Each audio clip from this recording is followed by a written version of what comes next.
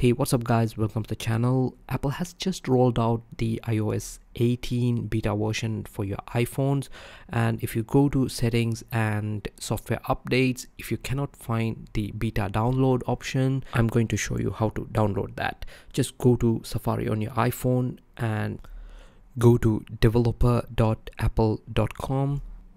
In here, just tap on these two lines and go to account and provide your Apple ID and password here to sign up for Apple Developer Program.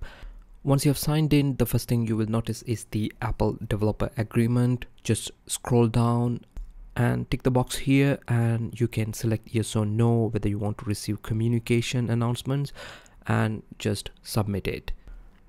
So now you have signed up for Apple Developer Agreement, and that's all you have to do. You can just simply exit the app and now go to settings. Here go to general and software update. Now you will find the option beta download. So here you will find the iOS 18 developer beta. Just go back and you can now update to iOS beta version. So that's all you have to do. It's pretty straightforward. If you like the video, give it a thumbs up. If you have any questions, please drop a comment below. I'll also be doing more videos covering the iOS 18 beta version. So if you like to see those, please subscribe to the channel. Thank you.